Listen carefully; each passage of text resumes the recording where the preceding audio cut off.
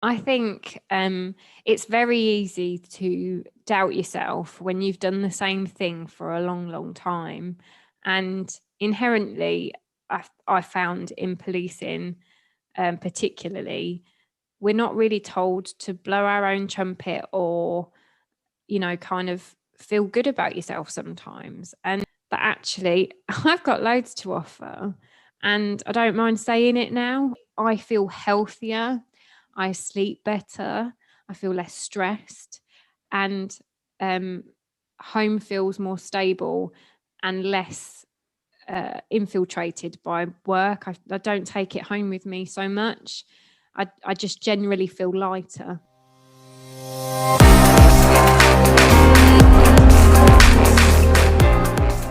Hi, Kelly. Thanks so much for joining us on the Blue Light Leavers podcast. Really kind of you, and I'm so excited that you're here. Hi, Andy. Nice to speak to you again. Good Excellent. to see you. Yeah, you too. Now, what role are you currently in? So I'm currently a safeguarding lead at an academy, which is a school schooling about 1,200 kids. Okay. And how long have you been doing that? I've been doing that since the 1st of September, and I'm really enjoying it. It's really good. Brilliant. Good change. Oh, fantastic. So could you just tell us a little bit about you, your background, and how you ended up being where you are now? Mm-hmm. So I joined the police in 2006, and I was a police officer up until the 31st of August. Started my new job on the 1st of September. Like to go straight in.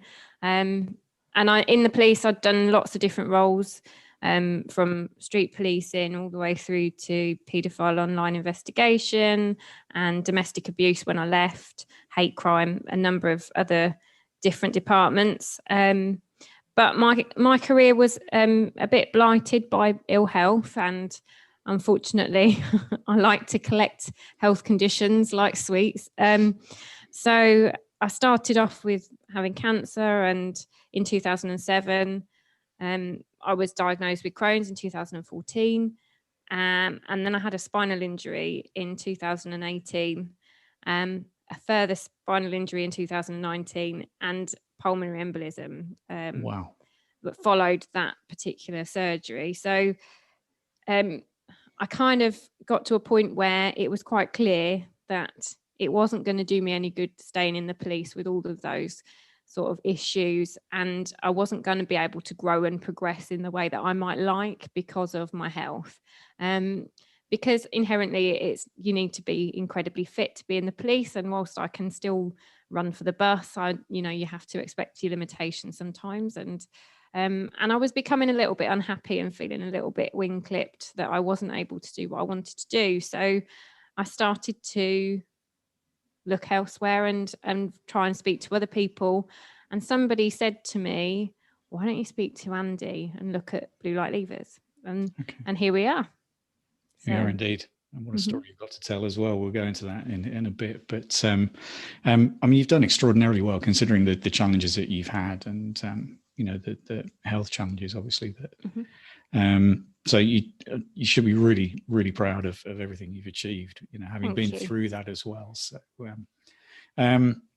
now your background in policing, can you just go into a little bit more about that? So I after I had completed my frontline work and I had my little boy, when I came back from frontline policing and have a maternity leave, I was asked where I wanted to go, and I knew I wanted to go into investigation, and so I ended up working in prisoner handling and then hate crime, but hate crime then got disbanded in the force that I was working in, and I was given the option of going to domestic abuse or setting up a new team at that time, which was paedophile and online investigation, which it seemed like a really interesting path to go down, and it gave me a real footing for investigation that I hadn't had before.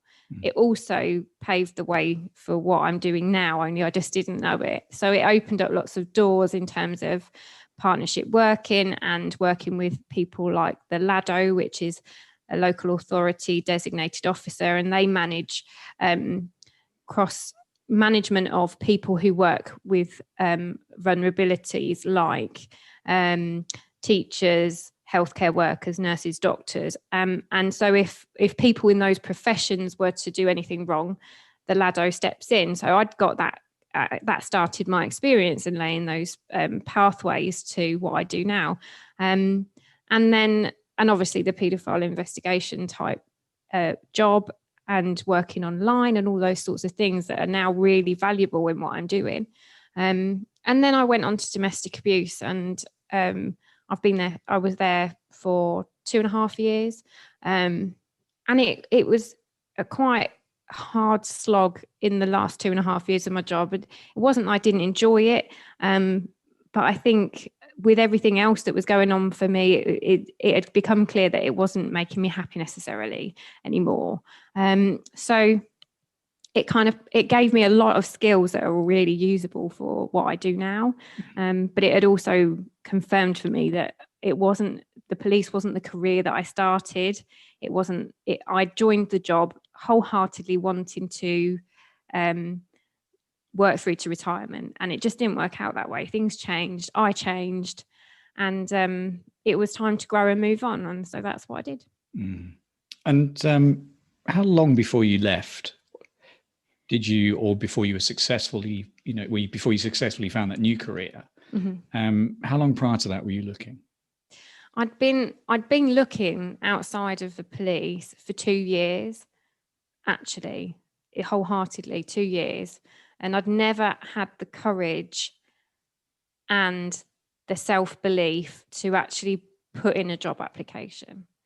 And in fact, in the time that I'd been in the police, for 15 years from the point when I actually put my application into the police, I'd never applied for a job in that time. So it was completely alien to me and completely knocked my confidence and eroded my confidence, because applying for the police roles internally is completely different to any kind of external process.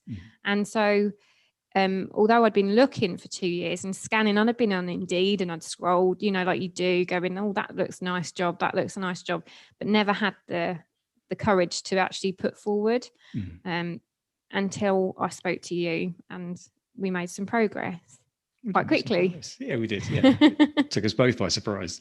Yeah. Did you pick up any courses or qualifications en route, or did you just get to the point where you got all that skills and experience, and then obviously we came across that role and you thought, yeah, that's the right one for me? No, outside of my actual policing role, I hadn't got any other experience in terms of qualification and courses outside of my actual policing job. There was nothing additional. So I hadn't picked up anything. Everything that I'd gained was experience or work-based in terms of the roles I'd done within the police. Okay. So I was quite fortunate, actually, that everything that I'd done previously fitted into what I do now so well. I got lots of other experience from prior to the police in terms of I used to be a transport manager, and I would manage projects and deliver things for big companies like B&Q and other housing depots are available, but that kind of work I'd done before. So management of those kind of situations, projects and people I'd done before, but in my policing career, that was all I'd done, was policing. Yeah, sure. Now we had a conversation, didn't we? So you'd obviously had my name given to you as someone maybe worth a chat with, which was really lovely. I don't know who that was. I'll find out another time and thank them. But, and we also had a conversation, and I was literally just about to start running the Achievers program. Yeah. And we had a chat about your options and the type of things you could do, didn't we? And at that stage, things were a bit tight for you, weren't they, in terms of so we just literally just moved house. So we'd taken on a extra mortgage, and we'd literally just moved. So, when that time when you kind of get a huge first mortgage payment unexpectedly and all those kinds of things, and it had been Christmas. And so money was a little bit tight, and we were a bit worried about money.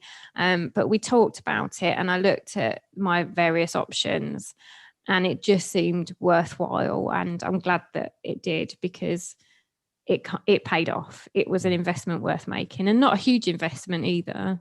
it was just one worth making. That's lovely. I mean, thank you for that. And I'm really pleased that you felt that way as well. So because I know it was a big decision for you, and it was a tough one. You had an awful lot going on. So I've not been very well either. No, exactly. It wasn't a great time, but it was the best time to do what it was. It was then or never, I felt. Yeah, sure. Yeah.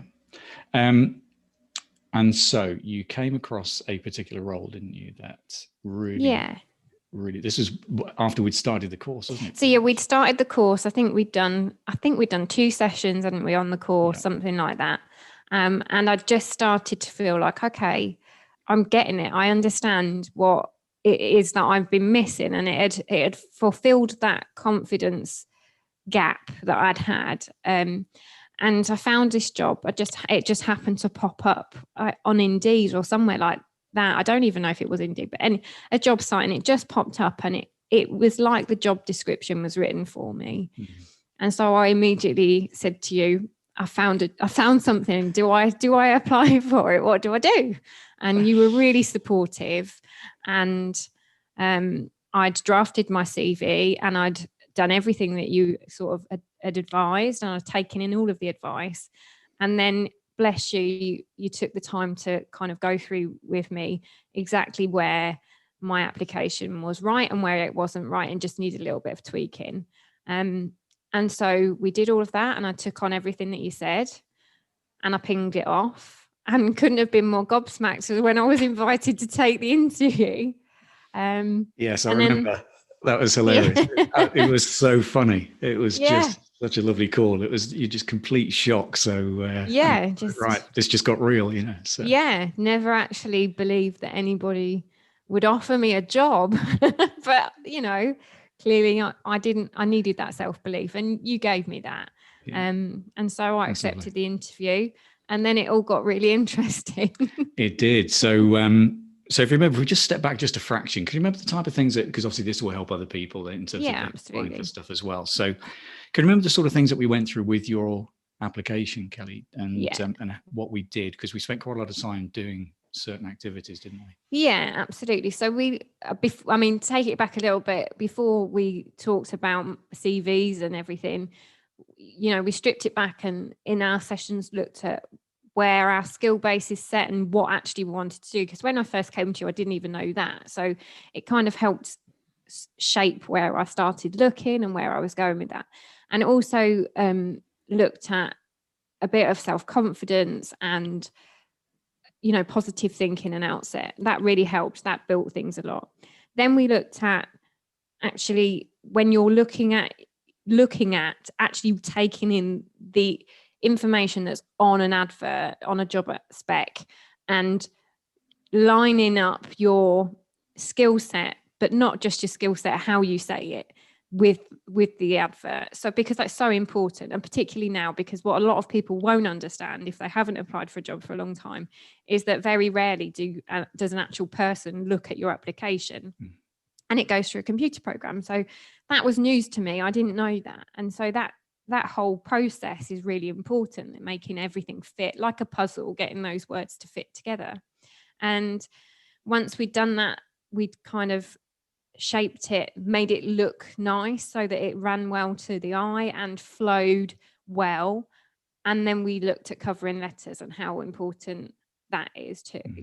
And it's something that I hadn't even considered. And actually taking on board everything that you said to me gave me the push to also stick in a little covering email with my letter and those sorts of things, just so to try and make you stand out and give you an opportunity for someone to see you. Also taking on board the name of the person on the advert to see if you can contact them directly, all of those things that make little differences to just try and pull yourself a little bit forward from everybody else and stand out a little bit more.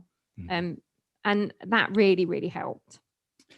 A big part of it as well, wasn't it, was knowing and identifying the incidents or the standout achievements and that type of thing, and making those match. I remember looking at the job spec and the people, the experience that was required, and putting it to the top. Absolutely, yeah. So it just sort of catches the eye. So you did a brilliant job at that.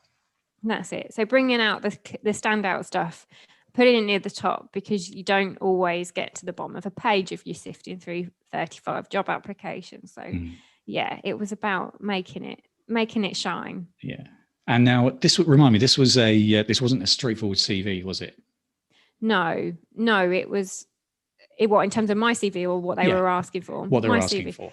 Yeah, that's it. They wanted training experience, which I had from hate crime, and they wanted safeguarding and working with the LADO, like I said, cross-party stakeholder working and all those kind of things that I'd done. And actually, up until that point, hadn't been told that was stakeholder working. It's identifying those things that I hadn't been aware of before. So yeah, it kind of just fell into place, didn't it? It really did. And I think the other thing as well is you had a lot of experience and so many skills, and all you needed was just almost reminding, just to say that actually, look, this is what they're looking for. This is what you've done. Go for it. That's it. You've got what they're looking for, and it's that's when the magic happens, really, isn't it? It's when you can identify that skills, the skills and experience, map that across into what they're looking for. That's what makes the difference. That's it. Making it fit. Yeah. And I didn't realize I had those until somebody else identified them. Sorry, my son in the background walking past with a light. Don't worry, no problem. That is great. Brilliant. So you got through to interview. And we did some more prep for the interview as well, because it wasn't just an interview. They told you, how did they describe your day? Oh, yeah. So just when you've got through an interview process and the first job that you've applied for in 15 years, you get told that you're going to have an interview process that is a carousel of interviews, which is a terrifying prospect. So we kind of, you spent some time with me going through prepping and for the sorts of things that I should prep for. Like, I would have gone away and done thousands of hours of research, and you were like, no, don't worry about the research on, do your key bits, but these are the bits we need to, prepare for you for. And it's these kinds of questions, and it's, these kind of scenario based, and maybe a PowerPoint or a presentation. And those things helped me, also terrified me. So I was glad that I had the prep, but it turned out to be an interview process where I was interviewed by a board of kids from the student panel. I was interviewed by a staff member and the head teacher and the governors. And I had a tour of the school and several different things. Sorry, Don't 9-year-old interrupting our it's process. Lovely. Really lovely, don't worry. And so it turned out to be quite an event, and I genuinely came away thinking, because there were 6 other members of staff, interviewees being interviewed, I genuinely thought, oh well, that was a really good experience, and that's really going to prepare me for the next one. So I came away, and one thing that you said to me was, when you've been interviewed, send them an email saying thank you for the experience. And so I did, and I sent them an email saying thanks ever so much. Everyone was brilliant. I really appreciate it. And I got a call within 3 hours giving me a job offer. It was mad. It was absolute madness, but incredible. Brilliant. That is so cool. So cool. We'll come on to that a little bit, because if you wouldn't mind, if we just rewind just a fraction and just go through a little bit more about what your carousel actually consisted of fully. Yeah. If you can remember, that'd be great. Because again, that'll help people out if they want to apply for a similar sort of role. Yeah, absolutely. So and they get told there's a carousel. Carousel. That terrified me. So what it must have done for you, I have no idea. So it started off with, so we had a written task that it kind of went through scenario-based stuff relevant to the school situation, involving early help process and referral to social care, and those kind of working with the LADO and what you would do in those particular scenarios. And I remember writing this task and thinking, oh my God, like it genuinely, I had to give it back and say, please don't judge me on my handwriting because it was awful. But but clearly I'd written lots of stuff on there, and I'd kind of scribbled lots of notes on it about my thought process, which must have helped. Then I had to be interviewed by the student body, which was a table of 12 kids, and they'd given us a set of questions. So we went through the questions, but we'd had 20 minutes and we'd gone through them in like 5 minutes. And I just said, okay, so we've done the questions. It seems a shame to waste the time. Why don't we just have a chat? You can ask me what you want. You can tell me what you expect from me if I get the job. And we just kind of made it very loose and conversational. And the kids really warmed to that, which was really, really nice. And I think had a big impact because I was the only one that spent the whole 20 minutes with the kids. Then I had a full interview process with the head teacher and the governors and the deputy head, and they all asked me lots of questions about how I'd feel about the process and what I would do in the situation and different, situational. If in this situation, what would you do? What do you like about the school? Those kind of typical interview questions. Then I had a tour of the school, and I think it was a tour where we were being kind of monitored by the kids and the interaction with the children, and I think that was it. So, and I had a staff member interviewed me from one of the house offices.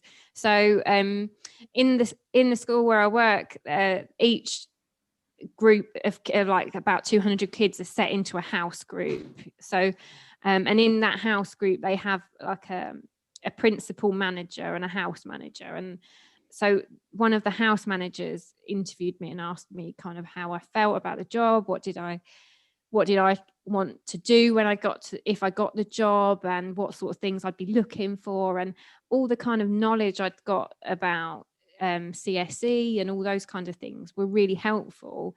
And I was able to engage her in conversation with me about the local sort of demographic and what their issues were.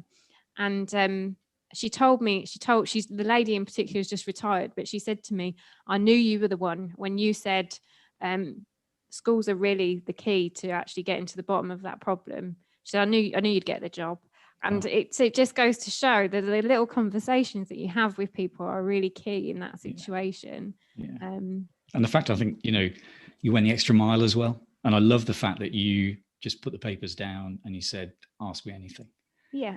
And that makes such a difference. I mean, you're genius, absolute genius. They were fantastic things to do. Amazing. And and obviously, like we said, you pinged the email and then 3 hours later you got the call. Yeah. Can you remember how you felt when you got that call?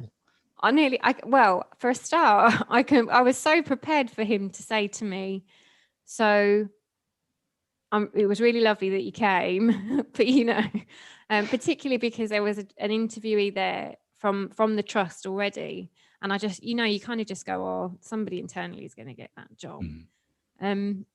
But he just said, so because they'd asked me about money, and it was quite a pay drop and that kind of thing. So he opened up with, so I think we need to talk about money. And I was like, why? Sorry. He said, well, clearly you've got the job. We'd like to offer you the position. And I nearly fell off the chair. I couldn't believe it. And I started laughing because I didn't know how else to react. And of course, as soon as I got off the phone, I rang you to say that we're just waiting for the call. And I still can't believe they gave me the job, to be honest. But loving it. It's really, really nice. It's a good job. Cool. We'll go into a bit more about the job in a minute, but because I know you've had some challenges with that as well. So yeah. So are you okay to, you don't need to tell us obviously the actual salary or anything like that at all, but I know that was one of the, we'd spoken before about it. It was one of those concerns that you're a bit concerned because it was a bit of a drop from what you want, but you did some negotiation, didn't you?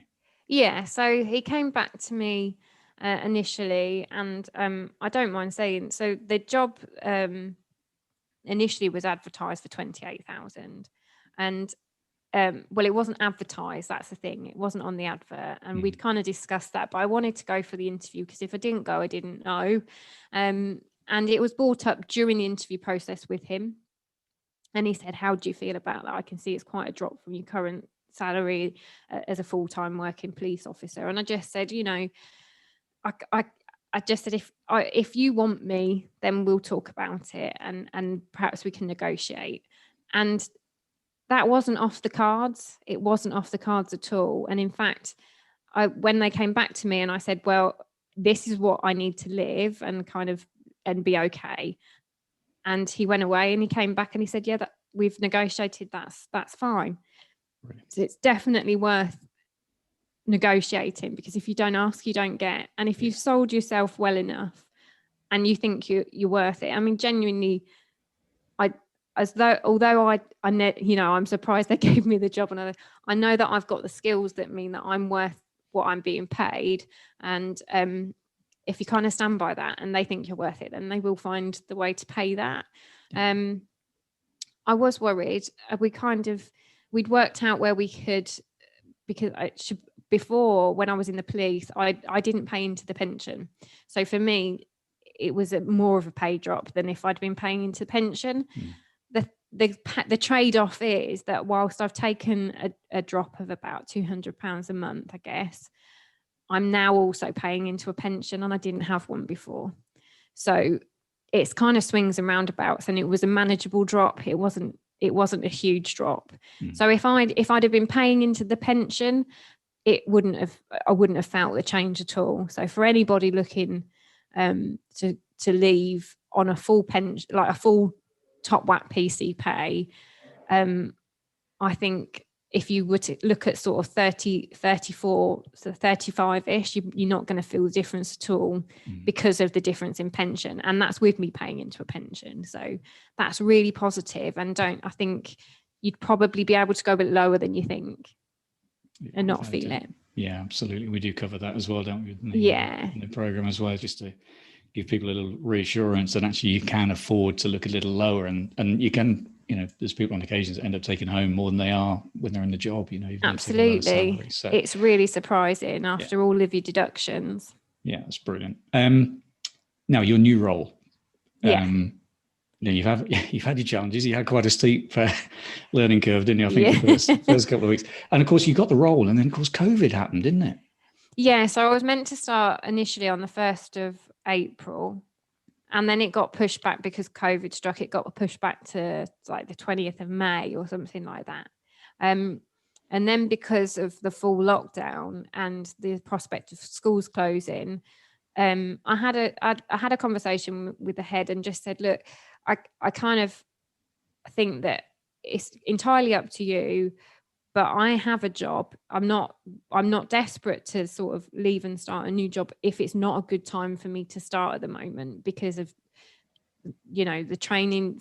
It couldn't happen because you couldn't be face to face, and kids weren't in school. So nobody, the safeguarding still needed to be done, but it wasn't on the same sort of scale and level as when they're in school.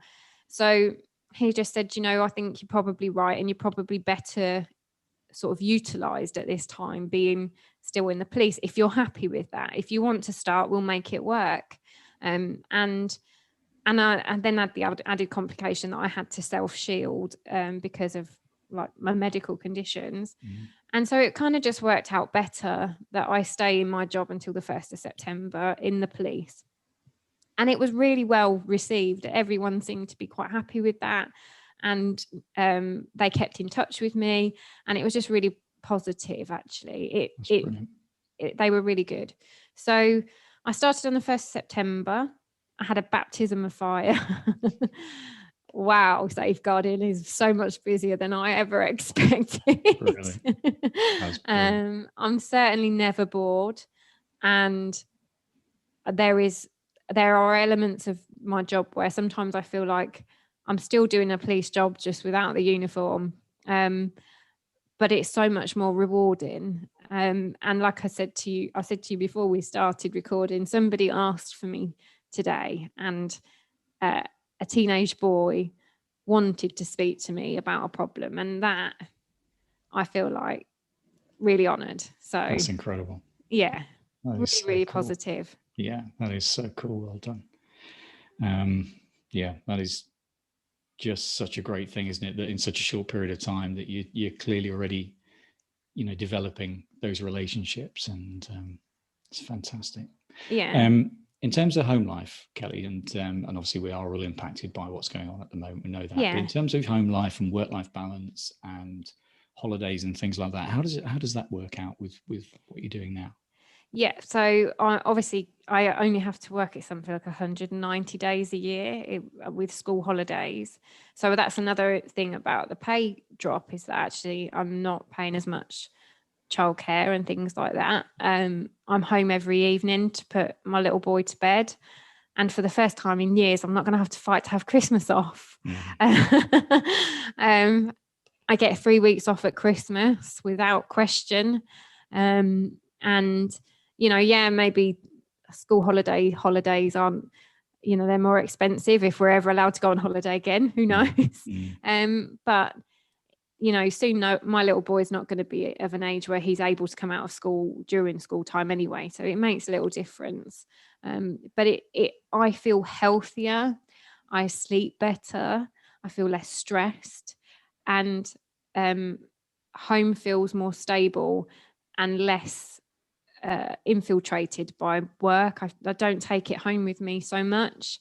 I just generally feel lighter, if that makes sense. Somebody said to me I look younger as well, so that's a win. Result. That is so cool. Honestly, it's just such a great story. One thing that we haven't covered, though, is the length of time it was between your application to when you got the job offer. Yeah. So anyone who is even considering the course, I started with you in January, didn't I? And it was 5 weeks between the first day of the course and me getting a job offer. So I think you earned your money there, didn't you, Andy? I think, because it was a 6-week course. I didn't think we were going to see you again. So no, I completed the course. It's more than anything, it's shown me that I need to. I don't want to sit still anymore. I don't want to relax on my laurels and stop gaining new skills. I want to be able to, if I want to, move on and try something new. And life's never too short to do that. And so I know all that is out there and available to me that I can do, particularly when I've got 6 weeks off in the summer. That's entirely what I intend on doing. So it's just, the course has given me a real new positive spin on, actually I could do whatever I wanted to do. I feel like I've gone back to school in more than one way. Do you know what I mean? I feel like I could choose my career again, and that's a really nice feeling. That's fantastic. I'm so happy. Thank you so much. I mean, you said some lovely things, obviously, and it's, I really do appreciate it. So it's amazing. And it's just such a great story, and everything that you've been through on, on a personal level as well, Kelly, and continue to go through. But, the story is just fantastic. And I'm so happy for you. I really am. It's Thank amazing. you. For anyone that might be, as you were for those sort of 2 years, if anyone's, thinking, what can I do? Or they haven't maybe, they don't really feel confident enough. The same position that you're in, they don't really have that confidence to be able to apply for something. So what would you say to them? Obviously, you've given lots during this interview, but what would you, as a final words, what would you say to them? I think it's very easy to doubt yourself when you've done the same thing for a long, long time. And inherently, I found in policing, particularly, we're not really told to blow our own trumpet or, kind of feel good about yourself sometimes. And this course gave me that confidence that actually I've got loads to offer, and I don't mind saying it now. I've got lots to offer to any job that I decide to take on. And one thing that the police instills in you that other private sector jobs haven't always done, from the experience that I've had, is there is a certain work ethic, that kind of staying until the job gets done and not having to rush out the door. That's really valuable to other employers, and it's one thing that my current employer said. But all in all, if you think you can't, then a course with Andy will make you feel that you can. It made me feel that I can. And having seen, I think it's worth saying as well, I've seen a massive change on the other people that were on our course. We're still in touch, and it's given them a new lease of life. And it's really worth grabbing the bull by the horns and giving it a go. Thank you. We've, obviously had some other successes there, and they're going to be guests on the podcast coming up as well. So it'd be great to get them on as well, to their stories as well. But really, really inspiring. Incredible. Well, your story is killing massively. So thank you so much for your time. Thank you. Brilliant interview, and lovely to see you again, and look forward to catching up again soon. Lovely. Thanks ever so much, Andy. You're welcome. Speak to you soon. Bye-bye. Speak to you soon. A massive thanks to Kelly for her time today. I loved interviewing her. It's just so great to catch up again, and yeah, just such an incredible, inspirational story. And 5 weeks, that's all it was. 5 weeks from finding that role to actually getting that call to say that she'd been successful. She did so well, and generally, I know I say this throughout the interview, but she should be so incredibly proud. So if you like what you've heard, I'll try that again. If you like what you've heard, then please leave a review, click 5 stars, and share it with some friends and colleagues. If you think it's going to be useful, then please share. And don't forget, you can also join the Blue Light Leavers private Facebook group at www.facebook.com/groups/Blue Light Leavers. And we'll speak to you again soon. Bye-bye for now.